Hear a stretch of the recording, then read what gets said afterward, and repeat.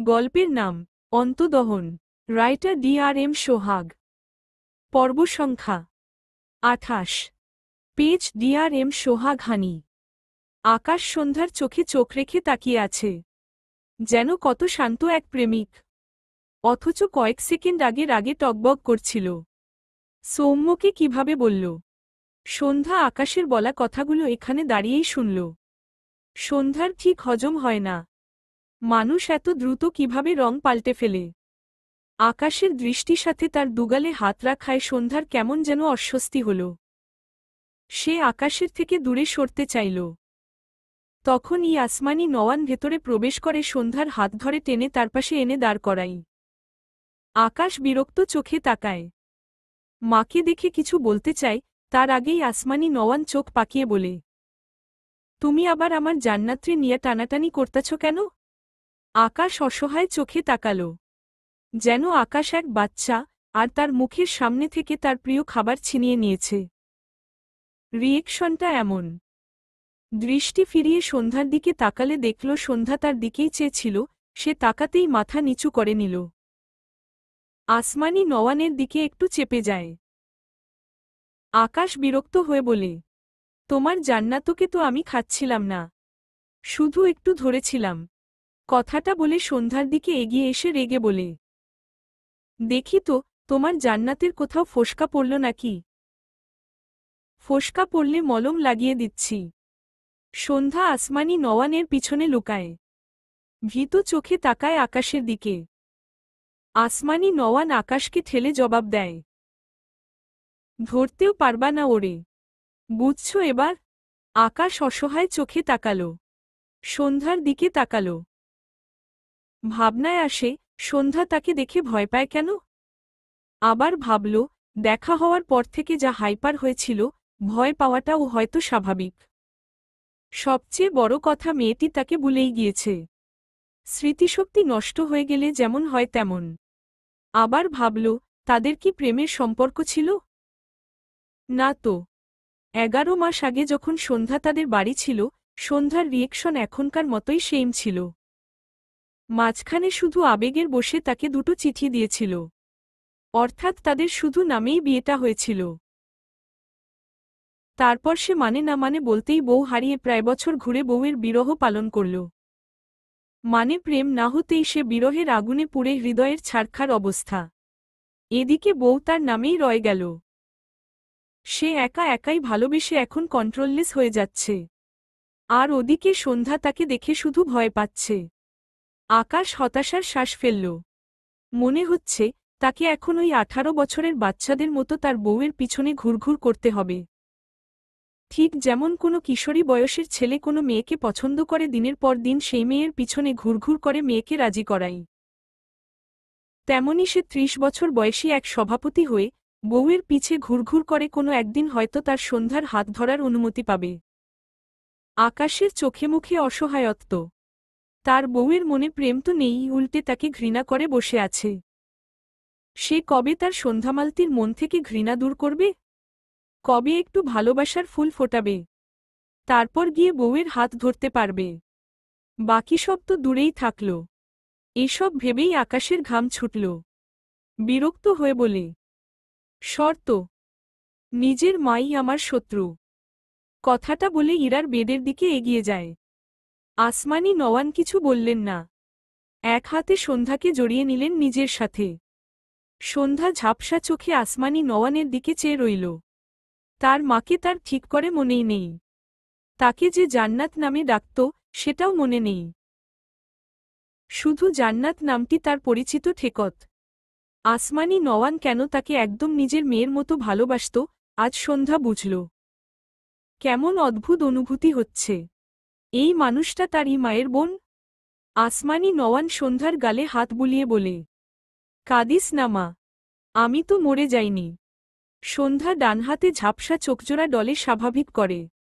এরপর তার ফোনে কিছু লিখে আসমানি নওয়ানের দিকে তাক করে, যেখানে লেখা, তুমি কি সত্যি আমার নিজের খালাম্মা? আসমানি নওয়ান লেখাটি পড়ে মলিন মুখে সন্ধ্যার দিকে তাকায়। মলিন গলায় বলে, হুম, তোর মা জ্যোৎস্না আমাগো সব ভাইবোনের খুব আদরের আছিল। সন্ধ্যা আবার ও টাইপ করে। তাহলে তুমি আমাকে কেন বলেছিলে আমার মা তোমার বান্ধবী? তুমি আমার খালাম্মা এইটা আগে কেন বলনি? আসমানি নওয়ান সন্ধ্যার কপালে চুমু খেয়ে ধরা গলায় বলে। কোন মুখে কইতাম মা? তোর খালা বাইচা থাকতে তুই এত কষ্ট করলি। আমি বাইচা থাকতে আমাগো জ্যোৎস্নার কলিজার টুকরা দা এত কষ্ট করছে। এসব ভাবলে আমার দম আটকায় আসত। নিজের কাছেই লজ্জা লাগত। তাই তখন কইতে পারিনি। পরে যে কমু, তার আগেই তো হারায় গেলি। তোর ভাইটা নিজের, এইটা জানার পর ওর সাথে বইসা দুইডা কথা কমু, কিন্তু কাউরেই আর খুইজা পাইলাম না। সন্ধ্যার চোখ থেকে পানি গড়িয়ে পড়ে দুহাতে আসমানি নওয়ানকে জড়িয়ে ধরে। তার ভাইয়ের পর আসমানি নওয়ান একজন মানুষ ছিল যে সন্ধ্যাকে খুব ভালোবাসত। সন্ধ্যার খুব পছন্দের একজন মানুষ আসমানি নওয়ান। সন্ধ্যার খুব মনে পড়ত আসমানি নওয়ানকে। আর আজ যখন জানল সেই পছন্দের মানুষটি তার নিজের মানুষ, তখন সেই অনুভূতি কাকে বোঝাবে? সে তো জানত তার আর সৌম্য ভাইয়ার, তার একে অপর ছাড়া আর কেউ নেই। আসমানি নওয়ানের চোখের কোণে পানি। সন্ধ্যার পিঠে আলতো হাত বুলায়। তার জ্যোৎস্নার কলিজা দুইটা বেঁচে আছে দেখার পর দেখে সে যেন নতুন একটি জীবন ফিরে পেয়েছে। আকাশ ভ্রু কুঁচকে চেয়ে আছে তার মা আর সন্ধ্যার দিকে। এখানে কি হচ্ছে সে কিছুই বুঝতে পারছে না। এই রুমে প্রবেশ করার পর সে সন্ধ্যাকে দেখছিল, আশেপাশের কোনো কথা তার কানে ঢোকেনি। এখন তার মা আর সন্ধ্যার হাবভাব দেখে মনে হচ্ছে বড়সড় কিছু ঘটে গিয়েছে। কিন্তু কি? তার মায়ের সব কথা তো তার মাথার উপর দিয়ে গেল। ভ্রু কুঁচকে বলে, কি হয়েছে মা? আসমানি নওয়ান সন্ধ্যাকে ছাড়িয়ে তার চোখ মুছল। সন্ধ্যা মাথা নিচু করে দাঁড়িয়ে আছে। আকাশ সন্ধ্যার দিকে তাকায়, সন্ধ্যাকে কাঁদতে দেখে বিচলিত কণ্ঠে বলে, ও কাঁদছে কেন মা? কথাটা বলে আকাশ সন্ধ্যার দিকে এগিয়ে আসতে নিলে আসমানি নওয়ান বিরক্ত হয়ে বলে, আবার এদিকে আসতাছ কেন? তোমারে আমি বাড়িতে বুঝাইয়া কইলাম না? মায়ের কথায় আকাশ থেমে যায়। অসহায় চোখে সন্ধ্যার দিকে তাকায়। আসমানি নওয়ান সন্ধ্যার হাত ধরে ইরার বেডের দিকে যেতে যেতে মৃদুস্বরে বলেন, একটু পর সব বুঝাইয়া কইতাছি। ধৈর্য ধর। আকাশ আর কিছু বলল না। তবে দৃষ্টি মাথা নিচু করে রাখা সন্ধ্যার পানে। দীর্ঘশ্বাস ফেলে ইরার বেডের অপর পাশে গিয়ে দাঁড়ায়। ইরার ঘুমন্ত মলিন মুখটা দেখে তার খুবই খারাপ লাগল। সে জানত না ইরা তার মামাতো বোন, ইরার বাবা তার মামা এটাও জানত না। ভদ্রলোকের সাথে ব্যবসায় সূত্রে অনেকবার দেখা হয়েছিল তার, অথচ তার বাবা, মা, মামা কেউ তাকে এই সম্পর্কের কথা জানায়নি। না জানানোর কারণ ও জানে না। এমনকি তার যখন ইরার সাথে বিয়ে ঠিক হয়েছিল, সে তখনও জানত না এসব। কথাটা ভাবতেই কেমন যেন লাগল আকাশের, মামাতো বোন যদিও, কিন্তু বোন তো শিমুর মতোই বোন। পার্থক্য শুধু শিমু খালাতো বোন আর ইরা মামাতো বোন। বোনের সাথে বিয়ে একদম যাচ্ছে তাই অবস্থা। কথাটা ভাবতেই আকাশের মুখে বিরক্তির ভাঁজ ফুটে ওঠে। ইরাকে সে প্রথম দেখেছিল যেদিন ইরা তাকে একটি ক্যাফেতে ডেকে বলেছিল বিয়ে ক্যান্সেল করতে। সেও বলেছিল, মিস ইরা বিয়ে ক্যান্সেল। সাথে আপনি সম্বোধন করেছিল। ছোট বোনকে কত সম্মান দিয়ে দিয়েছিল। কথাটা ভেবে আকাশ মনে মনে একটু হাসল। কিন্তু ইরার অবস্থা দেখে মন খারাপ হয়। আগের আকাশ হলে ভালোবাসা শব্দটা শুনলে সে বিদ্রূপ করত। কিন্তু এখন ইরার অবস্থাটা সে নিজেই ফিল করতে পারছে। সবচেয়ে বড় কথা একটি ছেলের জন্য ইরার এই অবস্থা। ইরার মা তো তাই বলল। তাও আবার ছেলেটি নাকি সৌম্য। সৌম্যর উপর আগে থেকে তো মেজাজ নষ্ট হয়েছিলই, সন্ধ্যাকে তার থেকে নিয়ে আসার জন্য। এখানে এসে আবার জানল সৌম্যর জন্যই ইরার এই অবস্থা। ইরার বাবারও দোষ আছে, সেটা আকাশও জানে। কিন্তু সৌম্য কি কম কষ্ট দিয়েছে ইরাকে? ইরা তো একদিনের ঘটনায় কোমায় চলে যায়নি। দীর্ঘদিন চাপা কষ্টের ফল এটা। সন্ধ্যা হারিয়ে যাওয়ার পর তার মা হঠাৎ ইরাদের খোঁজ করে। মায়ের কথা অনুযায়ী আকাশ ইরাদের খোঁজ করলেও কোনো খোঁজ পায় না। ইরাদের জন্য মায়ের এত হাইপার এসে অবাক হয়েছিল। এরপর তার মাকে জিজ্ঞেস করলে আসমানি নওয়ান ছোট করে বলেছিল, ইরা তার ভাইয়ের মেয়ে। আকাশ আরও অবাক হয়েছিল, তার বাবা এই কথা জানত। আকাশ আরও কিছু জিজ্ঞেস করতে চেয়েছিল, কিন্তু আসমানি নওয়ান প্রায় সবসময় অসুস্থ থাকত। সেও সন্ধ্যার জন্য পুরো ছন্নছাড়া টাইপ হয়েছিল, যার ফলে এসব নিয়ে আর ঘাটেনি। কথাগুলো ভেবে আকাশ দীর্ঘশ্বাস ফেলে বা হাত বাড়িয়ে ইরার মাথায় রাখে। বড় ভাইয়ের স্নেহের আলতো স্পর্শ দেয় ইরার মাথায়। মনে মনে বিড়বিড় করে, দ্রুত সুস্থ হও, তোমার সাথে পরিচিত হতে চাই বন্টু। আকাশের কাজে সন্ধ্যার চোখে মুখে কিছুটা বিস্ময়। সে জেনেছে তাদের সকলের সম্পর্ক। সবসময় তার ভাইকে নিজের প্রতি যত্ন নিতে দেখেছে। ইরার প্রতি আকাশের এতটুকু যত্ন সন্ধ্যার ভালো লাগল। একটু পর আকাশ ইরার মাথা থেকে হাত সরিয়ে নেয়।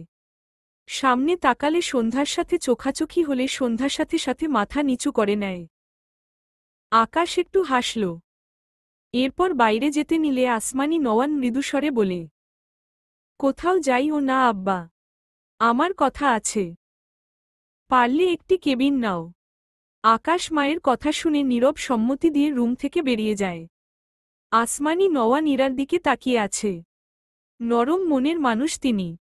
ইরার এমন অবস্থা দেখে সে না চাইতেও নিঃশব্দে চোখের পানি ফেলতে লাগল।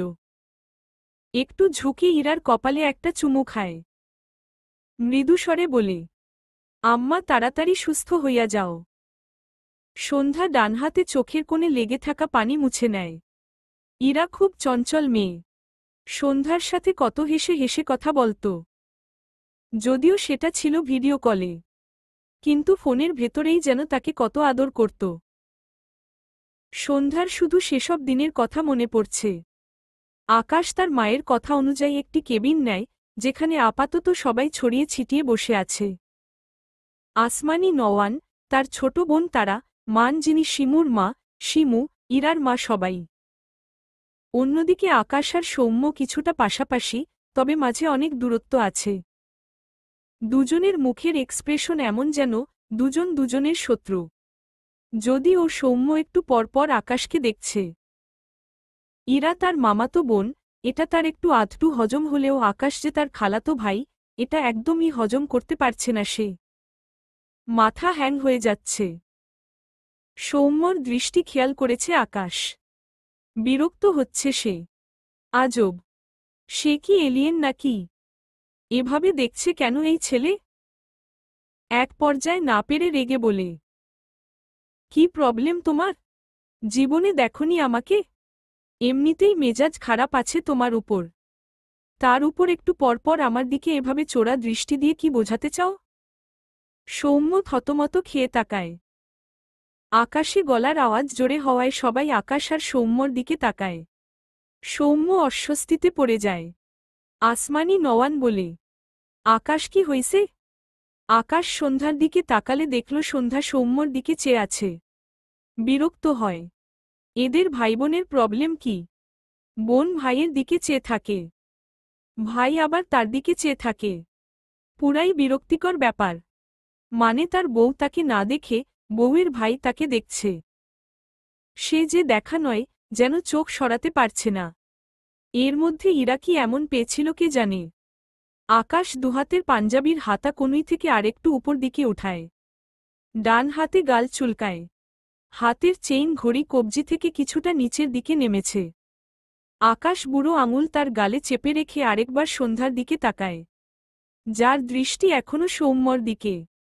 আকাশের ইচ্ছে করল উঠে গিয়ে সন্ধ্যার গালে ঠাস করে একটা থাপ্পড় মেরে বলতে, আর কত ভাইকে দেখবে? পেটটা ভরলে অনুগ্রহ করে আমাকেও একটুখানি দেখ। কথাগুলো মনে মনে বিড়বিড় করে আকাশ নিজের উপর বিরক্ত হল। কি অবস্থা! সে তার সন্ধ্যামালতিকে মারতে চায়? আস্তাগফিরুল্লাহ, বউকে মারা জায়েজ নয়। এসব ভাবা ও পাপ। ফোঁস করে শ্বাস ফেলে আকাশ। এরপর তার মায়ের দিকে চেয়ে গম্ভীর গলায় বলে, মেয়েরা আমার দিকে ফিরেও তাকায় না মা। আর ছেলেদের দৃষ্টি থেকে বাঁচতে পারি না।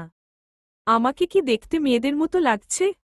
নাকি আজকালকার ছেলেদের ভেতর প্রবলেম চলছে? আকাশের কথা শুনে সৌম্য আসমান থেকে পড়ল যেন। কি পরিমাণ মেন্টালিটির মানুষ হলে তাকে মিন করে উল্টাপাল্টা কথা বলছে। সৌম্য রেগে বলে, একদম ফালতু কথা বলবেন না। আকাশ চোখ ছোট ছোট করে বলে, ফালতু কথা বললে তোমার গায়ে লাগত না। খাঁটি নির্ভেজাল কথা বলেছি বলেই তো তোমার গায়ে লাগল। সৌম্য কটমট দৃষ্টিতে তাকাল। কিভাবে কথার প্যাচে ফেলল তাকে। সৌম্য আগে ভাবত আকাশ কত ভদ্র, কিন্তু এনার মধ্যে ভদ্রের ভও নেই, শুধু একটু আধটু ভালো মানুষ আর কি। আকাশ পাত্তা দিল না সৌম্যর দৃষ্টি। সে তার মতো আরাম করে বসে দুহাত আড়াআড়িভাবে ভাঁজ করে রেখে আসমানি নওয়ানের দিকে চেয়ে বলে, মা তোমার ইম্পর্টেন্ট কথা বলো, আমার কাজ আছে। সকলের দৃষ্টি একবার আকাশের দিকে তো আরেকবার সৌম্যর দিকে। এদের কাহিনী কেউ বুঝতে পারছে না। সন্ধ্যা অবাক হয়ে আকাশের দিকে চেয়ে আছে। আকাশের কথা তার মাথার উপর দিয়ে গেল। আকাশের দৃষ্টি মেঝেতে, চোখে মুখে বিরক্তি। আসমানি নওয়ান বলতে শুরু করেন, ঢাকার স্থানীয় আমরা। বাবা বড় ব্যবসায়ী ছিলেন। 4 ভাইবোন ছিলাম, 3 বোন 1 ভাই। বড় ভাই ইশতিয়াক আহমেদ, এরপর আমি, আমার পর ছোট বোন তারা, তারার পর আমাদের সবার আদরের ছোট্ট বোন জ্যোৎস্না। আমি যখন কলেজে উঠি তখন আমাদের মা মারা যায়। এরপর আমাদের 3 বোনকে বাবা আর বড় ভাই আগলে রাখে। একসময় আমার আর তারার বিয়ে হয়ে যায়। জ্যোৎস্না তখন ও খুব বেশি বড় নয়, মাত্র এসএসসি দিয়েছে।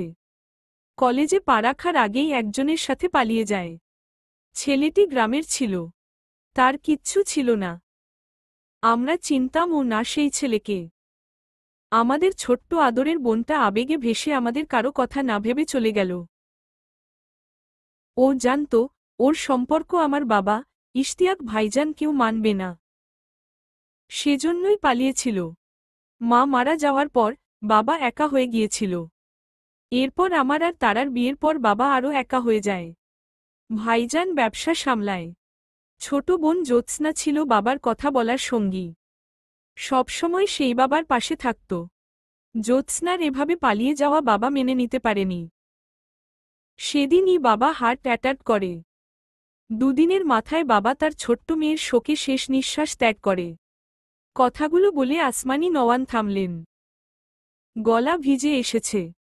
পুরো কেবিন জুড়ে নিস্তব্ধতা। আসমানি নওয়ান কিছুক্ষণ চুপ থেকে আবার ও বলতে শুরু করেন, বাবা মারা যাওয়ার পর ইশতিয়াক ভাইজান সবার সামনে বলে দিল তার ছোট বোন জ্যোৎস্না আজ থেকে মৃত। যদি কেউ কখনো তার সাথে যোগাযোগ করে বা সামান্য হেল্প করে তবে ইশতিয়াক ভাইজানের সাথে তার কোনো সম্পর্ক থাকবে না। অথচ ছোট বোন ভাইজানের কলিজা ছিল। জ্যোৎস্না খুব মায়া করত। আমি, তারা, ভাইজান সবাই ফর্সা হলেও জ্যোৎস্না ছিল শ্যামলা। ভাইজান জ্যোৎস্নাকে মায়া বলে ডাকত। আমি আর তারা জিজ্ঞেস করলে ভাইজান বলেছিল, তোরা জানিস না, শ্যামলা মেয়েদের মুখে খালি মায়া আর মায়া। আমার ছোট মায়ের মুখে ও খালি মায়া দিয়ে ভরা, তাই আমি ওর নাম দিছি মায়া। সেই ভাইজান জ্যোৎস্নাকে ভুলে গেল। ভাইজান বাবা মায়ের চেয়ে জ্যোৎস্নার জন্য বেশি কাঁদত। আমরা বুঝতাম, কিন্তু সে উপর থেকে খুব কঠোর ছিল। ভাইজান ঠিকই বলত শ্যামলা মেয়েদের মুখে শুধু মায়া দিয়ে ভরা থাকে। আমাদের ছোট জ্যোৎস্না, ভাইজানের মায়া আমাদের সবাইকে খুব মায়া করত। এটুকু বলে আসমানি নওয়ান থামেন। তার পাশে বসা সন্ধ্যার দিকে তাকায়। এরপর তার সামনে বসা সৌম্যর দিকে। এরা দুজনেই তাদের ছোট্ট মায়ার প্রতিচ্ছবি। সৌম্য, সন্ধ্যার চোখের কোণে চিকচিক পানি আসমানি নওয়ানের চোখ এড়ায় না। ভদ্রমহিলা মৃদু হেসে আবার ও বলতে শুরু করেন, বাবা মারা যাওয়ার পর ভাইজানের কি হলো কে জানে। সে সব জমিজমা আমাদের 3 ভাইবোনের মাঝে ভাগ করল। দলিল করে দিল একেবারে। আমি আর তারা অবাক হয়ে শুধু ভাইজানকে দেখছিলাম। যেই ভাইজানের একদিন যায়নি জ্যোৎস্নাকে ছাড়া। সেই মানুষটা তাকে জমির এক কানা করিও দিল না। সব আমাদের 3 ভাইবোনের মাঝে ভাগ করল। ভাইজানের মুখের উপর কথা বলিনি আমরা। প্রায় 6 মাসের মাথায় হঠাৎ একদিন জ্যোৎস্না আমার নাম্বারে ফোন করে। আমি আর তারা কথা বলি ওর সাথে। জানাই বাবা মারা গেছে। জ্যোৎস্না বাবার জন্য খুব কাঁদল। আমি জিজ্ঞেস করলাম, ও কোথায় আছে? কিন্তু জ্যোৎস্না বলল না, বরং বলল, ভাইজান ওর স্বামীকে মেরে ফেলবে। ও ওর স্বামী ছাড়া বাঁচবে না, এভাবেই বলল। আমি আর তারা যে জ্যোৎস্নার সাথে কথা বলছি, এইটা ভাইজান দেখে নিয়েছিল। কোনো কথা ছাড়াই সেদিন ভাইজান আমাকে আর তারাকে গরুর মতো পিটিয়েছিল। আকাশের আব্বা আর শিমুর আব্বার সাথে ভাইজানের হাতাহাতিও হয় সেদিন। ভাইজান আমাকে আর আকাশের আব্বাকে সাথে তারা আর ওর স্বামীকে বাড়ি থেকে বের করে দিয়ে বলেছিল, আমার বাবার খুনি জ্যোৎস্না। ওকে সামনে পেলে ওকে সহ ওর স্বামীকে জবাই করব। এরপর ভাইজানের আগের কথা অনুযায়ী আমরা জ্যোৎস্নার সাথে যোগাযোগ করাই ভাইজান আমাদের থেকে ও মুখ ফিরিয়ে নিল। বছরের পর বছর গেল, কিন্তু ভাইজান সেই কঠোরই থাকল। সময় চলে যায়, ভাইজান একেবারে অচেনা হয়ে গেল। এরপর আমার আকাশ হল, ধীরে ধীরে বড় হল। কয়েক বছর পর শুনলাম ভাইজানের ও একটা মেয়ে হয়েছে। নাম রাখছে ইরা। আমি ভাবির সাথে যোগাযোগ করে লুকিয়ে ইরাকে দেখতে গেছিলাম। এরপর হঠাৎ একদিন তারার স্বামী মারা গেল। প্রায় অনেকগুলো বছর পর জ্যোৎস্না আমার সাথে আবারও যোগাযোগ করে। খুব কেঁদেছিল সেদিন। এত করে জিজ্ঞেস করলাম, কি হয়েছে? কিছুই বলল না, শুধু বলল, আপা আমারে কিছু জমি দিবা? ভাইজান তো আমার জন্য কিছু রাখেনি। আমার একটা ছোট্ট জান্নাত আছে, আর কারো না হোক ওর জন্য হলেও একটু জমি দিবা তুমি আর তারা আপা? আমি জিজ্ঞেস করলাম, তোর মেয়ে হইছে জ্যোৎস্না? জ্যোৎস্না ছোট করে বলেছিল, হুম, ভাইজানের মায়ার মতোই হইছে। কিন্তু ভাইজান মনে হয় আমার মায়াদের পাইলে ও মেরে ফেলবে, তাই না আপা? আমি কি বলবো বুঝলাম না। জ্যোৎস্নার মায়াদের বলা শুনে আমি জিজ্ঞেস করলাম, তোর 2টা মেয়ে জ্যোৎস্না? কিন্তু আর কোনো কথা ফেরত আসলো না। এরপর জ্যোৎস্নাকে আর পায়নি। আমি কল দিয়ে কখনো জ্যোৎস্নাকে পাইনি। কই থেকে কল করত কে জানে। শান্তি করে দুটো কথাও বলতে পারিনি। এরপর আমি আর তারা আমাদের জমি থেকে অর্ধেক অর্ধেক করে জ্যোৎস্নার নামে দলিল করে দিই। জ্যোৎস্না লুকিয়ে ঢাকায় এসেছিল।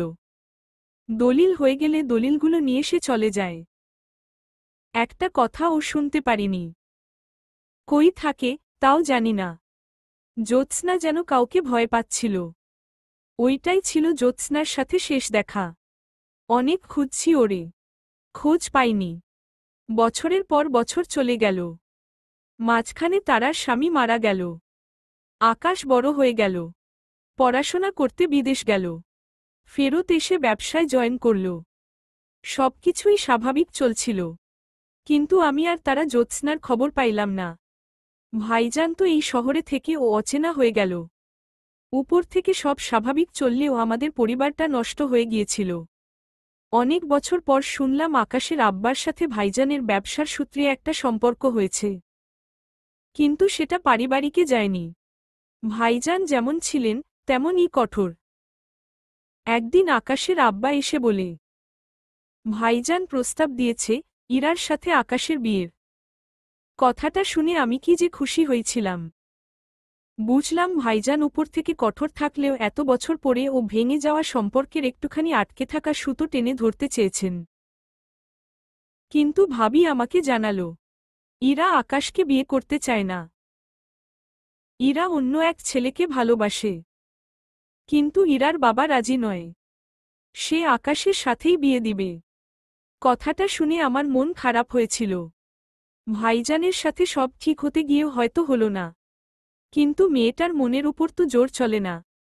এর কয়েকদিন পর আমি একজনের সাথে এক গ্রামে ঘুরতে গিয়ে জ্যোৎস্নার স্বামীকে দেখি।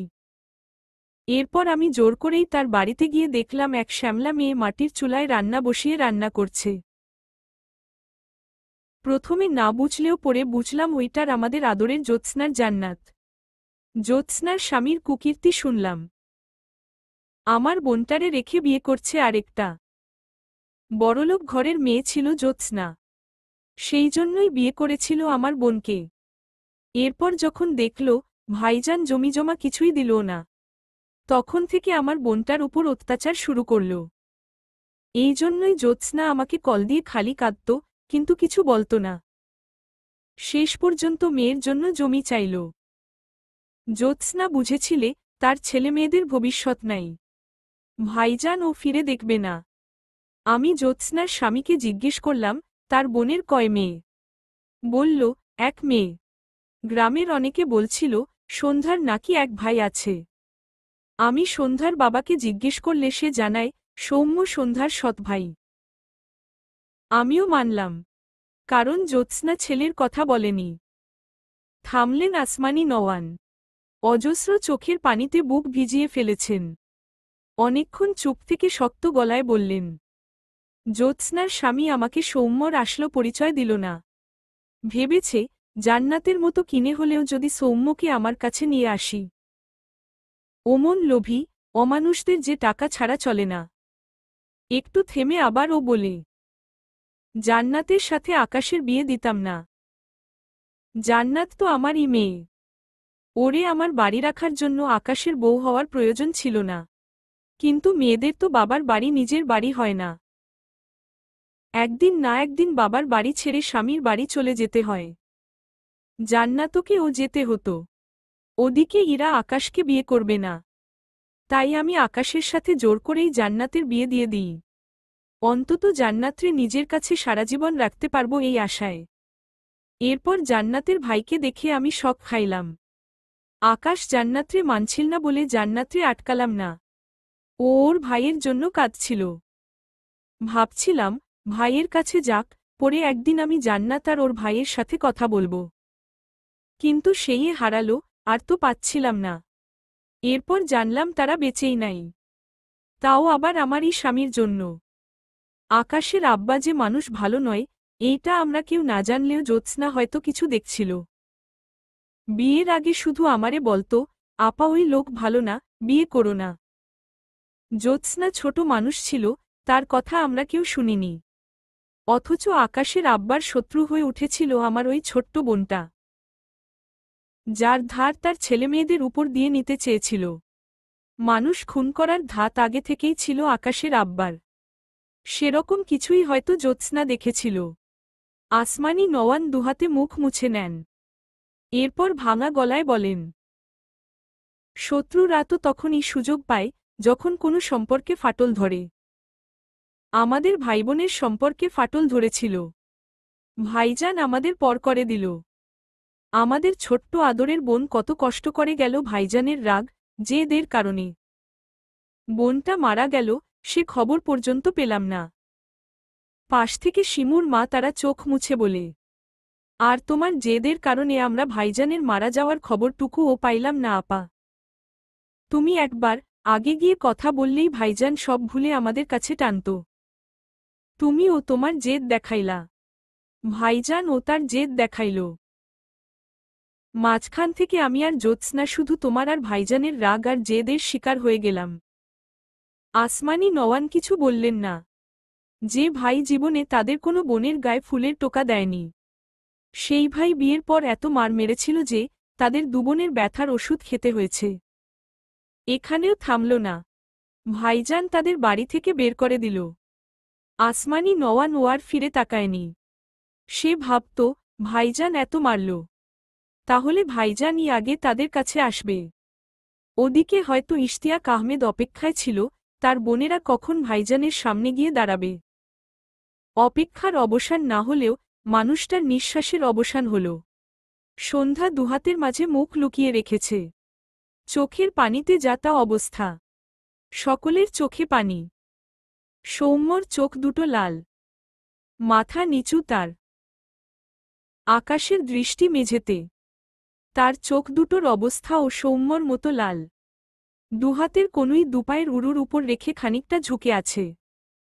কাহিনীটা যেমন কষ্ট দিয়েছে তেমনি এখানে বসা সবার মধ্যে আকাশ সবচেয়ে বেশি শখ পেয়েছে সৌম্য আর সন্ধ্যা তার খালাতো বোন জানতে পেরে।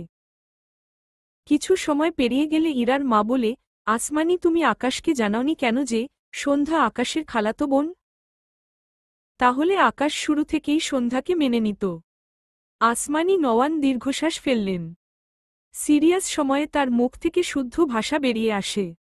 সে নিজেও বোঝে না। এবার তার স্বভাবসুলভ উত্তর করলেন, তুমি আকাশকে চিনো না ভাবি, তাই এই কথা কইতাছ।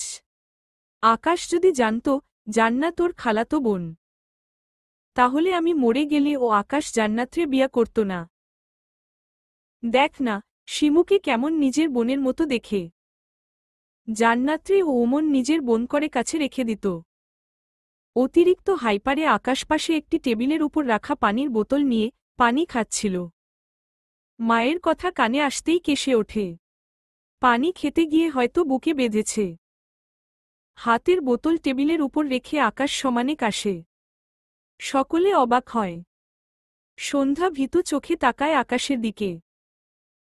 পাশে বসা সৌম্য বিচলিত হয়ে পানির বোতলটি আবার ও আকাশের এগিয়ে দিয়ে বলে, পানি খেয়ে দেখুন, ঠিক হয়ে যাবে।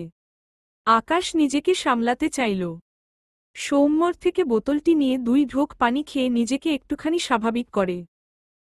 আসমানি নওয়ান আকাশের পাশে এসে দাঁড়িয়ে আকাশের পিঠে হাত বুলিয়ে বলে, ঠিক আছো আব্বা? সন্ধ্যা আকাশের অবস্থা দেখে তার জায়গায় দাঁড়িয়েছে। এগিয়ে আসতে চাইছিল, আকাশকে স্বাভাবিক হতে দেখে স্বস্তির নিঃশ্বাস ফেলল। আকাশ তার মাকে ছোট করে উত্তর করে, ঠিক আছি। এরপর তার সোজা দাঁড়ানো সন্ধ্যার দিকে তাকায়। ইরার রুমে দাঁড়িয়ে দাঁড়িয়ে সে ভেবে আসলো, খালাতো বোন হোক আর মামাতো বোন হোক, এরা সবাই তো বোন। এদের বিয়ে করা যায় না। আর এখন তার সন্ধ্যামালতী নাকি তার খালাতো বোন। আবার তার মা বলছে সে তার সন্ধ্যামালতীকে বোন ভেবে রেখে দিত। কথাটা ভাবতেই আকাশের ভেতরটা তেতো হয়ে উঠল। লালিত চোখজোড়া সন্ধ্যার ফোলা ফোলা মুখের দিকে নিবন্ধ রেখে বিড়বিড় করে, জঘন্য ফিলিংস। অরুণ তার একটি কাজে ঢাকার বাইরে গিয়েছিল। বায়ানের কাছে সৌম্য সন্ধ্যার খবর শুনে দ্রুত চলে এসেছে। আসমানি নওয়ানের কথাগুলো ও মন দিয়ে শুনেছে। আকাশের রিয়েকশন দেখে সে কথা আর কি বলবে, সেই তখন থেকে মুখ চেপে হাসছে। আকাশের পাশে দাঁড়িয়ে থাকায় আকাশের বলা জঘন্য ফিলিংস শব্দটি তার কানে গিয়েছে। এবার না পেরে শব্দ করে হেসে দেয়। সবাই অরুণের দিকে অদ্ভুতভাবে তাকায়। অরুণ ডান হাতে পেট চেপে হাসতে হাসতে বা হাত উঁচু করে সবার উদ্দেশ্যে বলে, সরি গাইস, বাট প্লিজ আমাকে কেউ হাসতে নিষেধ করো না। আমি একটু পরেই তোমাদের সাথে শোক পালন করব। অরুণের কথা শুনে সবাই না চাইতে ও হেসে ফেলল। এতক্ষণের নিস্তব্ধতার মাঝে অরুণের কথাটুকু সবার কাছে বিনোদন হিসেবে কাজ করল। আকাশ বিরক্ত চোখে চেয়ে আছে অরুণের দিকে। সে খুব ভালোই বুঝেছে এই বেয়াদব তার দুর্দিনে মজা লুটছে। অরুণ বহুকষ্টে নিজেকে সামলে আকাশের কানের কাছে মুখ নিয়ে বলে, বাতাস বাবু তোর কিন্তু 3টে বোন। 3 নম্বর বোনের নাম সন্ধ্যা। নামটি কি কিউট।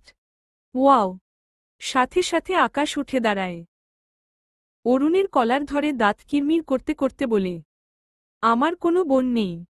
সব বোন বয়কট। একটা আমার বউ, মানে বউ। আর 2টো আজ থেকে আমার নানি। কথাটা বলে অরুণের কলার ছেড়ে আকাশ সোজা হয়ে দাঁড়াল। অরুণ মিটমিটিয়ে হাসছে। শেষমেশ নানি। বিড়বিড়িয়ে বলে, ডাকটা সেই রে। আকাশ রেগে তাকায়। অরুণ পাত্তা দিল না।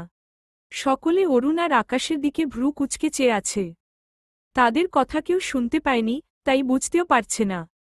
আকাশের এত রাগ লাগছে নিজের উপর। নিজেই নিজেকে সমানে থাপড়াতে পারলে মনে হয় রাগটা কমত। সৌম্য চোখ ছোট ছোট করে আকাশের দিকে চেয়ে আছে। সে বুঝতে পারছে না ঠিক। একজন হাসছে, একজন রাগছে। ব্যাপার কি? আকাশ মাথা নিচু করে 2বার শ্বাস ফেলল। এরপর মাথা উঁচু করে সন্ধ্যার দিকে তাকালে দেখল সন্ধ্যা তার দিকেই চেয়ে আছে। দুজনের চোখে চোখ পড়ে। সন্ধ্যা এবার চোখ নামাল না। ভ্রু কুঁচকে চেয়ে আছে আকাশের দিকে। আকাশের চোখে মুখে রাগ।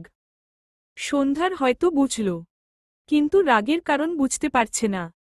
অরুণ এগিয়ে গিয়ে সন্ধ্যার সামনে দাঁড়ায়, হাত বাড়িয়ে দিয়ে বলে, হাই সন্ধ্যা, তুমি বেঁচে আছো জেনে আমি ভীষণ সারপ্রাইজ হয়ে গিয়েছি। সন্ধ্যা অরুণের দিকে তাকাল। তার মনে আছে অরুণের কথা, দেখতে একদম বিদেশি, কিন্তু কথাবার্তা বাংলাদেশিদের মতো। অরুণের বাড়িয়ে রাখা হাতের দিকে তাকিয়ে সন্ধ্যা বিব্রতবোধ করে। দৃষ্টি ফিরিয়ে আবার ও আকাশের দিকে তাকালে দেখল আকাশ এখন ও সেই কিভাবে তার দিকে চেয়ে আছে। সন্ধ্যা ঢোক গিলল, সে কি কিছু করেছে? আকাশ তার দিকে খেয়ে ফেলা চোখে চেয়ে আছে কেন? হঠাৎ আকাশকে বড় বড় পা ফেলে তার দিকে এগিয়ে আসতে দেখে সন্ধ্যা দ্রুত এক পা পিছিয়ে যায়। কিন্তু আকাশ সন্ধ্যাকে কিছু করল না, কিছু বললও না। পিছন থেকে ডান হাতে অরুণের কলার ধরে টেনে তার পাশে এনে দাঁড় করাই। এরপর অরুণের কাঁধের উপর ডান হাত রেখে সন্ধ্যার দিকে কটমট দৃষ্টিতে চেয়ে বলে, মা, অরুণের একটি অপারেশন হবে, দোয়া করে দাও তো। আকাশের কথা শুনে অরুণ চোখ বড় বড় করে তাকায়। তার কি অপারেশন? তার মতো সুস্থ মানুষের কি অপারেশন করতে চায় এই আকাশ বাতাস? আসমানি নওয়ান অবাক হয়ে বলে, কিসের অপারেশন অরুণ? অরুণ আকাশের দিকে রেগে তাকায়। আকাশের দৃষ্টি সন্ধ্যার পানে, মনে হচ্ছে দুচোখ দিয়ে সন্ধ্যাকে চিবিয়ে খাচ্ছে। সন্ধ্যা ঢোক গিলল। সন্ধ্যার মনে হচ্ছে আকাশ নিজের দুচোখ দিয়ে তাকেই অপারেশন করছে এখন। সন্ধ্যা চোখ নামিয়ে নিল। আকাশ এভাবে তাকাচ্ছে কেন? ভয় পাচ্ছে সন্ধ্যা। সামনে তাকালে সৌম্যকে দেখে সন্ধ্যার ভয় একটুখানি কমল। মাথা নিচু করে আকাশ আর অরুণের পাশ কাটিয়ে যেতে নিলে আকাশ দাঁতে দাঁত চেপে বিড়বিড় করে, বেয়াদব মেয়ে। একদম আকাশের পাশ দিয়ে যাওয়ায় কথাটি সন্ধ্যার কানে গিয়ে বাড়ি লাগে। মেয়েটি কেঁপে ওঠে, যেন আকাশ তাকে ধাক্কা দিয়েছে। সন্ধ্যা ঢোক গিলে ধীর পায়ে এগিয়ে গিয়ে দাঁড়ায় সৌম্যর পাশে। সৌম্য সন্ধ্যাকে দেখে তার পাশে চেয়ার টেনে নিয়ে সন্ধ্যাকে বসতে বললে সন্ধ্যা চুপ করে বসল ভাইয়ের পাশে। সৌম্য মৃদুস্বরে জিজ্ঞেস করে, খারাপ লাগছে বনু? সন্ধ্যা দুদিকে মাথা নাড়িয়ে না বোঝায়। এরপর সন্ধ্যা নিচু মাথা খানিকটা উঁচু করলে আকাশের সেই দৃষ্টি দেখে মেয়েটির কাঁদতে ইচ্ছে করছে। কি করেছে সে? আকাশ এভাবে তাকাচ্ছে কেন তার দিকে? আকাশ ঘাড় বাঁকিয়ে সন্ধ্যার দিকে চেয়ে আছে। একে তো বোনের ডোজটাই সামলাতে পারছে না, তার উপর সন্ধ্যার যাচ্ছে তাই অবস্থা। অর্থাৎ সন্ধ্যার গায়ে এখনো কলেজ ড্রেস, মাথায় হিজাব নেই, ওড়নার অবস্থাও বেহাল। যদিও ওড়না ঠিকই আছে, কিন্তু আকাশের কাছে ভালো লাগছে না। এতক্ষণ এখানে কোনো ছেলে মানুষ ছিল না, সৌম্য ছাড়া। তাই আকাশ এটা ভাবেনি। কিন্তু যখন দেখল অরুণ সন্ধ্যার দিকে তাকিয়েছে, অমনি মাথাটা গরম হয়ে গিয়েছে।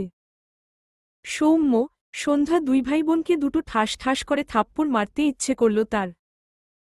এক ভাই কিপটা, এজন্য একটা হিজাব কিনে দিতে পারেনি, আর বোন তো দরদি হয়ে বসে আছে। ভাইয়ের টাকা খরচ হবে বলে হিজাব কিনে না। আসমানি নওয়ান আকাশকে ঝাঁকিয়ে বলে, কথা কইতাছ না কেন? আকাশ ঘাড় ফিরিয়ে মায়ের দিকে তাকাল। ছোট করে বলে, পরে বলছি, দাঁড়াও। এরপর অরুণকে ছেড়ে আকাশ সন্ধ্যা আর সৌম্যর সামনে গিয়ে দাঁড়ায়। সন্ধ্যার মাথা নিচু, দুহাতে দুহাত কচলায়। সন্ধ্যা ভাবছে, সে কি অপরাধ করেছে? মুখে থুতু দেওয়ার জন্য এরকম করছে না তো? কিন্তু ইরা আপুর রুমে যে ভালো করে কথা বলল। সন্ধ্যার মাথা গুলিয়ে যাচ্ছে। দৃষ্টি আকাশের দুপায়ে ব্রাউন কালার জুতোর দিকে। জুতোজোড়া সন্ধ্যার পছন্দ হয়েছে। সাদা পাঞ্জাবি সাদা প্যান্টের সাথে মানিয়েছে বেশ। হঠাৎ আকাশের গমগমে কণ্ঠ শুনতে পেয়ে সন্ধ্যার ধ্যান ভাঙে। ঝাঁকি দিয়ে চোখ তুলে আকাশের দিকে তাকায়। সৌম্য ভ্রু কুঁচকে তাকায়। আকাশ ডান হাতের নেমে আসা পাঞ্জাবির হাতা উপর দিকে তুলতে তুলতে শক্ত কণ্ঠে বলে, কিপটা ভাইয়ের দরদি বোন। দুভাই বোনের এসব ফালতু হ্যাবিট জাস্ট দুদিনে ছুটাব। Mind it. কথাটা বলে আর এখানে দাঁড়াল না আকাশ। উল্টো ঘুরে অরুণের কলার ধরে টেনে হনহন করে কেবিন থেকে বেরিয়ে যায়। আসমানি নওয়ান পিছু ডাকলে আকাশ বলে, ইম্পর্টেন্ট কাজ আছে মা। সন্ধ্যা, সৌম্য দুজনেই বিস্ময় দৃষ্টিতে চেয়ে আছে। আকাশের কথার আগাও বুঝল না, মাথাও বুঝল না। আগের কথাগুলো আকাশ আসতে বললেও এই কথাটি জোরে বলেছে, যার ফলে সবাই শুনতে পেয়েছে। কেউই আকাশের কথার মানে বুঝল না, শুধু বুঝল আকাশ রেগে আছে। শিমু সবার দিকে চেয়ে হেসে বলে ওঠে, আকাশ ভাইয়ার কাহিনী আমি বুঝেছি। আসলো আকাশ ভাইয়া, সৌম্য স্যার আর সন্ধ্যাকে নিজের ছোট ভাই বোন রূপে পেয়ে একটু শাসন করছে আর কি। আমি একাই এতদিন আকাশ ভাইয়ার ছোট বোন হয়ে শুধু শাসিত হয়েছি। আজকে আরও দুজন ভাই বোন পেয়ে আকাশ ভাইয়া কন্ট্রোল করতে না পেরে সন্ধ্যা আর সৌম্য স্যারকে শাসন করে দিয়েছে। সবাই বুঝেছ এবার? শিমুর কথা শুনে সবাই শব্দ করে হেসে ফেলে। শিমুর নাটকীয় ভঙ্গিতে কথা বলার ধরনে সন্ধ্যাও না হেসে পারল না। কিন্তু সৌম্য হাসল না। বিরক্ত চোখে শিমুর দিকে চেয়ে রইল। এই মেয়ে একটুও বদলায়নি। যত ধরনের ফালতু কথা এই মেয়ের কাছে পাওয়া যায়। হাতের ফোন বেজে উঠলে সৌম্য কল রিসিভ করে। রিহান কল করেছে। সৌম্য হসপিটালে পৌঁছেই রিহানকে মার্কেটে পাঠিয়েছিল সন্ধ্যার জন্য কিছু হিজাব কিনে আনতে। এতক্ষণে ও না আসায় সৌম্য রিহানকে কল করলে রিহান কল কেটে এখন ব্যাক করেছে। সৌম্য কল রিসিভ করে রেগে বলে, কোষ ঘণ্টা লাগিয়ে একটা হিজাব কিনবি তুই? লাগবে না আর। কিনে থাকলে নিজেই বেঁধে বসে থাক, নয়তো ওটা খেয়ে তুই তোর পেট ভরা। বলেই কল কেটে দিল। আকাশের রাগ রিহানের উপর ঝেড়ে দিল। ওপাশে বেচারা রিহান জ্যামে বসে হাওয়া খাওয়ার মাঝে সৌম্যর ঝাড়ি ও খেল। এদিকে সৌম্যর দিকে সবাই অদ্ভুতভাবে চেয়ে আছে। সৌম্য বিষয়টি খেয়াল করতেই বিব্রতবোধ করল। উঠে দাঁড়িয়ে মৃদুস্বরে বলে, আমি ডক্টরের সাথে কথা বলে আসছি। কথাটা বলে দ্রুত বেরিয়ে যায়। সৌম্য বেরিয়ে যেতেই শিমু ফিক করে হেসে দেয়। হাসতে হাসতে বলে, সন্ধ্যা তোমার ভাইয়া কাকে হিজাব খেয়ে পেট ভারতে বলল। বেচারা যদি সৌম্য স্যারের ভক্ত হয়ে সত্যি সত্যি হিজাব কেটে খেয়ে ফেলে, তখন কি হবে? শিমুর কথায় সন্ধ্যা একটু হাসল। শিমুকে দেখে তার সোহার কথা মনে পড়ে যাচ্ছে। কেউ একটু হাসলেই তার সোহার কথা মনে পড়ে যায়। শিমুর মা শিমুর কান টেনে বলে, সন্ধ্যাকে নাম ধরিস কেন? ও তোর ভাবি হয়। শিমু মুখ কুচকে বলে, আচ্ছা আচ্ছা ভাবিই বলবো। কান ছাড়ো তো মা। শিমুর কথায় আবার ও সবাই হাসল। ইরার মা আসমানি নওয়ান সন্ধ্যার দিকে তাকায়। আকাশের জন্য তাকে ভাবি ডাকতে বলছে ভেবে সন্ধ্যার অদ্ভুত লাগল। আকাশ অরুণকে টেনে নিয়াজের রুমে এনেছে। নিয়াজ রোগী দেখা শেষ করে মাত্র চেয়ারে গা এলিয়ে দিয়েছে। এমন সময় আকাশকে হুড়মুড়িয়ে তার রুমে ঢুকতে দেখে ভ্রু কুচকে তাকায়। সাথে অরুণও আছে। আকাশ অরুণের কলার ধরে সরাসরি নিয়াজের সামনে দাঁড়ায়। অরুণ বিরক্ত হয়ে বলে, দুষ্ট ছাই, কলার ছাড় তো। আকাশ শুনল না।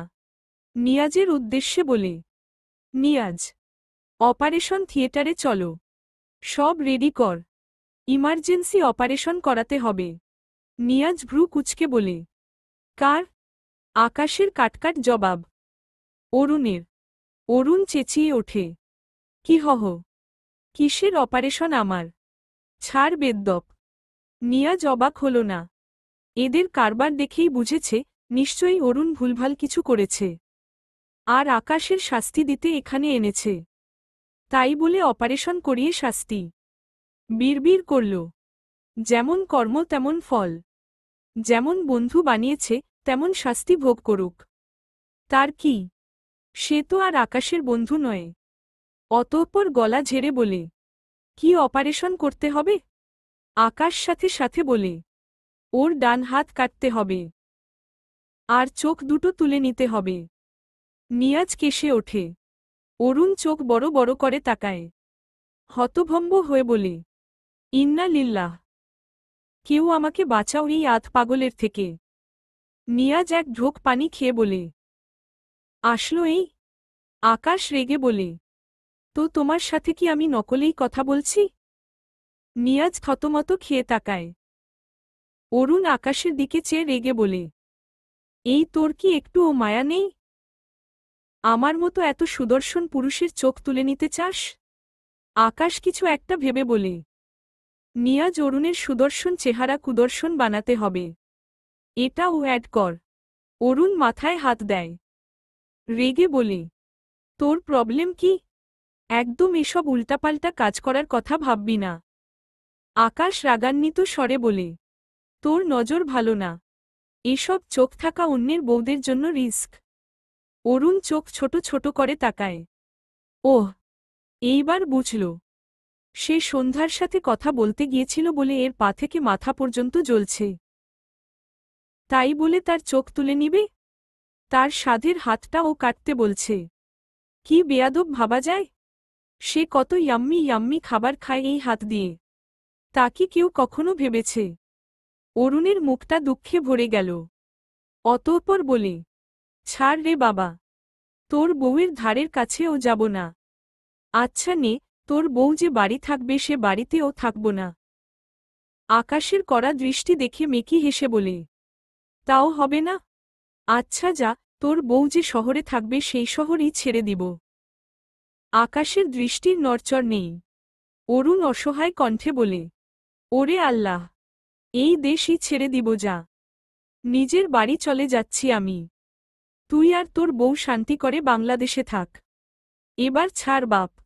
আকাশ সাথে সাথে অরুণের কলার ছেড়ে ফোনে কিছুক্ষণ টাইপ করে বলে, টিকিট বুক করে দিয়েছি। কাল ভোরে টিকিট। লাগেজ গুছিয়ে নে। অরুণ চোখ বড় বড় করে তাকায়। মানে তাকে তাড়িয়ে দিচ্ছে? এমন বেয়াদব বন্ধু কোথায় পাওয়া যায়? আকাশ অরুণের দিকে চেয়ে বলে, টিকিট ক্যান্সেল করলে চোখ দুটো দান করতে হবে। আমি দৃষ্টিশক্তিহীন ব্যক্তির সাথে কন্ট্যাক্ট করেছি। কোনটা চুজ করবি? চোখ দুটো দান করলে অবশ্য সওয়াব কামাই হবে। জীবনে কম তো পাপ করলি না। অরুণ দাঁত কিরমির করে, ডান হাতে আকাশের গাল টেনে বলে, ওমাগো, আমাল বাতাস বাবু তো নয়, এ যেন সাক্ষাৎ ফেরেশতা বাবু। আকাশ বিরক্ত হয়ে অরুণের হাত ঝাড়া মেরে সরিয়ে দেয়। নিয়াজ মুখে হাত দিয়ে হাসছে। অরুণ দ্রুত পায়ে নিয়াজের রুম থেকে বেরিয়ে যায়। যেন সে সত্যিই লাগেজ গোছাতে যাচ্ছে। আকাশ নিয়াজের সামনে চেয়ার টেনে বসে চিন্তিত কণ্ঠে বলে, ইরা কবে সুস্থ হবে জানো কি? নিয়াজ বলে, ইরার চিকিৎসা আমাদের বড় স্যারের আন্ডারে হচ্ছে। তবে এই পেশেন্টকে এর আগে আনলে সে কখনো কোনো রেসপন্স করেনি। কোনো ইমপ্রুভমেন্ট জানা যায়নি। কিন্তু এইবার খুব সামান্য ইমপ্রুভ লক্ষ্য করেছে ডক্টর। কিছুক্ষণ আগেই আমার কথা হয়েছে উনার সাথে। আকাশ চুপচাপ কথাগুলো শুনল। ছোট করে বলে, ওকে সুস্থ কর। এরপর নিয়াজের রুম থেকে বেরিয়ে যায় আকাশ। রিহান মাত্র হসপিটালে প্রবেশ করেছে। হাতে একটি ব্যাগ, যেখানে সন্ধ্যার জন্য বেশ কয়েকটি হিজাবি ওড়না আছে। রিহান হাঁটতে হাঁটতে হঠাৎ আকাশকে দেখে তার পা থেমে যায়। আকাশের শক্ত দৃষ্টি রিহানের উপর। ডান হাত একটু উঁচু করে একবার ঝাড়া দিল, যেন রিহানকে মারার প্রস্তুতি নিচ্ছে। রিহান ঢোক গিলল। এগোনো তো দূর, আকাশের ওমন ভস্ম করে দেয়া দৃষ্টি দেখেই রিহানের হাঁটু কাঁপছে। বিকালের খাওয়া মারেই তার গায়ের ব্যথা সারল না। বেচারা আবার মার খাবে। যেভাবে তাকিয়ে আছে, কি করবে আল্লাহ জানে আর আকাশ জানে। একে তো আকাশ তার ভার্সিটির বড় ভাই, সাথে আবার সভাপতি। রিহান ঢোক গিলল। দ্রুত উল্টো ঘুরে পা চালায়। আর মার খেতে পারবে না বাবা। আকাশের হাতের মার খাওয়ার চেয়ে সৌম্যর হাজারটা ধমক খাওয়া ভালো। আকাশ পায়ের গতি বাড়ায়। চোয়াল শক্ত। এই ছেলে যে এখানে সন্ধ্যার জন্যই এসেছে, খুব ভালো করেই সে বুঝেছে। আজ যদি রিহানকে ধরতে পারে, তবে এই হসপিটালে এর সার্জারি সে নিজ হাতে করবে।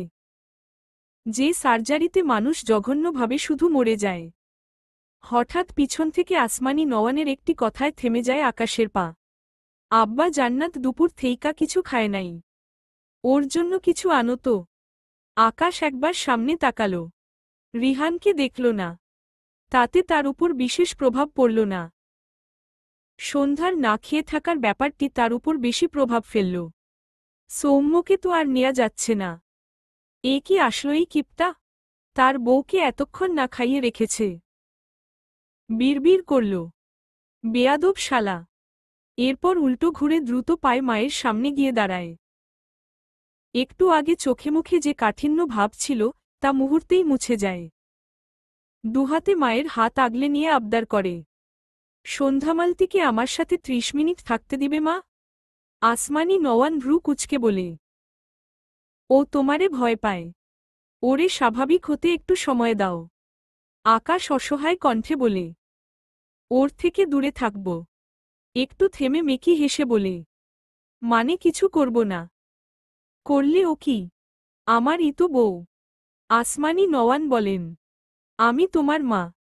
আকাশ বিরক্ত হয়ে বলে, এজন্যই তো বলছি তোমার বৌমা আর আমাকে একটু স্পেস দাও। আমি আমার বউকে না ধরতেই তোমার গায়ে ফোসকা পড়ে যায়। কিছু করব না নাও, তবুও আমার বউটাকে একটু দেখতে দাও।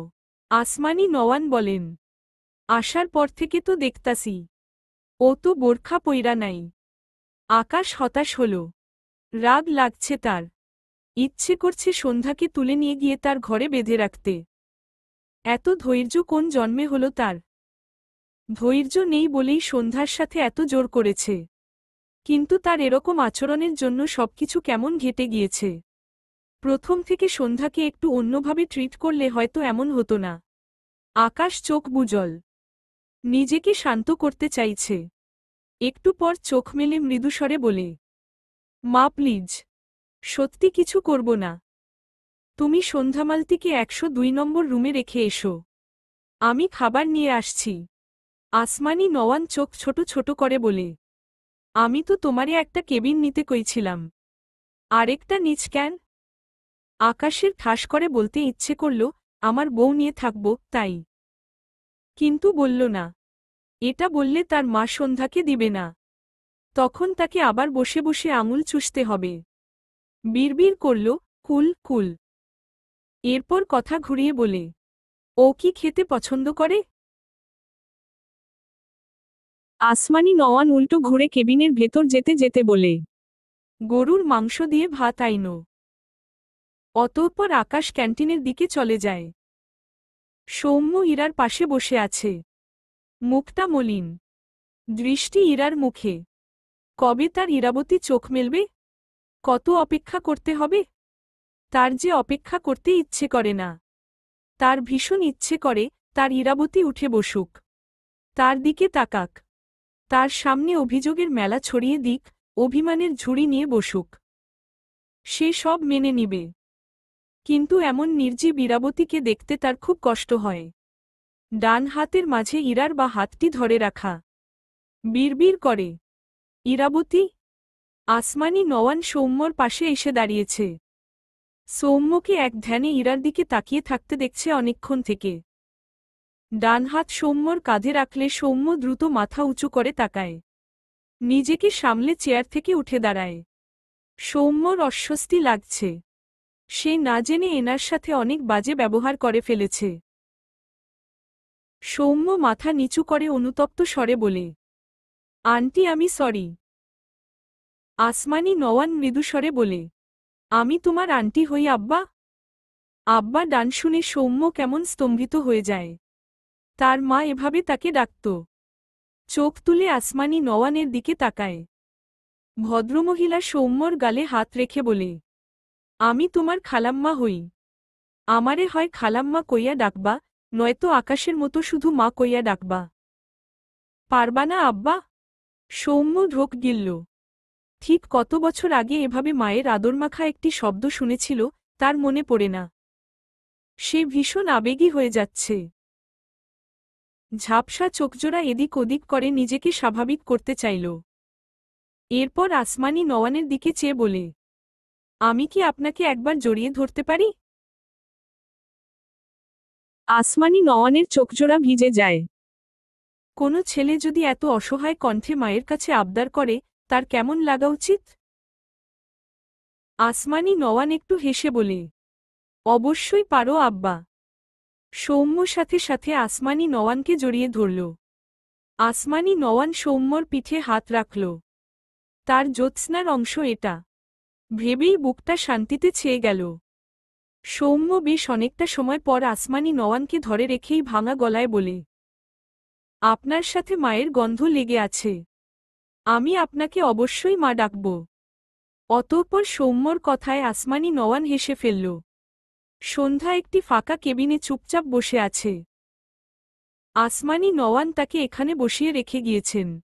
আর বলে গিয়েছেন, একটু পর এখানে তার জন্য খাবার আসবে। সন্ধ্যা বারবার দরজার দিকে তাকাচ্ছে। হঠাৎই আকাশকে একটি প্যাকেট আর একটি পানির বোতল নিয়ে কেবিনের ভেতরে ঢুকতে দেখল। আকাশকে দেখে সন্ধ্যা চোখ বড় বড় করে তাকায়। আকাশ উল্টো ঘুরে দরজা আটকে দেয়। সন্ধ্যা দ্রুত বেড থেকে উঠে দাঁড়ায়। এখানে আকাশ কেন? আবার ঘরের দরজা আটকালো কেন? সন্ধ্যা ভীতু চোখে তাকায়। আকাশ হাতের প্যাকেট আর বোতল বেডসাইড টেবিলের উপর রাখল। এরপর সন্ধ্যার সামনে এসে দাঁড়ায়। সন্ধ্যা ঢোক গিলল। এক পা পিছিয়ে যায়। আকাশ ও সন্ধ্যার দিকে এক পা এগোল। সন্ধ্যা দ্রুত মাথা উঁচু করে আকাশের দিকে তাকায়। আকাশ সন্ধ্যার দিকেই চেয়ে আছে। মুখাবয়ব গম্ভীর। সন্ধ্যা শুকনো গলা ভেজায়। আকাশ তো তার উপর রেগেছিল। এখন কি সেই রাগ মেটাতে এসেছে কোনোভাবে? সন্ধ্যা নিজের ভয়কে তাড়াতে চাইল। মাথা নিচু করে আকাশের পাশ কাটিয়ে যেতে নিলে আকাশ ডান হাতে সন্ধ্যার বা হাত টেনে তার সামনে দাঁড় করাই। সন্ধ্যা চোখ বড় বড় করে তাকায়। আকাশ সন্ধ্যার দিকে তীক্ষ্ণ চোখে চেয়ে আছে। তাদের মাঝে আহামরি দূরত্ব নেই। তবুও আকাশ সন্ধ্যার দিকে এগোল। সন্ধ্যা বুঝতে পেরে পেছাতে গেলে ঠাস করে বেডের উপর পড়ে যায়। খোপা করা চুলগুলো খুলে যায়। হতভম্ব হয়ে যায় সন্ধ্যা। আকাশ তার পাঞ্জাবির খুলে রাখা বোতামের নিচের বোতামটি খুলে এরপরের বোতাম খুলতে খুলতে একটু হেসে বলে, আমি তোমার কে জানো? সন্ধ্যা আকাশের পাঞ্জাবির বোতাম খোলায় ব্যস্ত হাতের দিকে তাকায়। এরপর বিস্ময় চোখে তাকায় আকাশের দিকে। আকাশের হাসি দেখে সন্ধ্যা ঢোক গিলল। সন্ধ্যার মুখের এক্সপ্রেশন দেখে আকাশের হাসি দীর্ঘ হয়। অতঃপর বলে, হাজবেন্ড হই তোমার। একদম লিগ্যাল ওয়াইফ তুমি আমার। রিয়েল রেজিস্ট্রি পেপার যত্ন করে তুলে রাখা আছে আমার ড্রয়ারে। এরপর ও কোন সাহসে আমার থেকে পালাতে চাও তুমি? পথ বন্ধ করার টেকনিক আমার কাছে আছে। একটু থেমে বাঁকা হেসে বলে, এপ্লাই করব নাকি সন্ধ্যামালতী? সন্ধ্যা আকাশের পাঞ্জাবির আগ খোলা বোতামগুলোর দিকে তাকায়। তার হাত পা ঠান্ডা হয়ে আসছে। কি করবে আকাশ? তার ভাবনার মাঝেই আকাশ সন্ধ্যাকে ঝট করে টেনে দাঁড় করিয়ে শক্ত করে জড়িয়ে ধরে নিজের সাথে। সন্ধ্যা নড়াচড়া করতে চাইলে আকাশ সন্ধ্যার গালের সাথে গাল লাগিয়ে মৃদুস্বরে আবদার করে, 5 মিনিট চুপ থাকো সন্ধ্যামালতী, প্লিজ। প্রমিস করছি, এরপর 10 হাত স্পেস দিব তোমাকে। চলবে ইনশাআল্লাহ।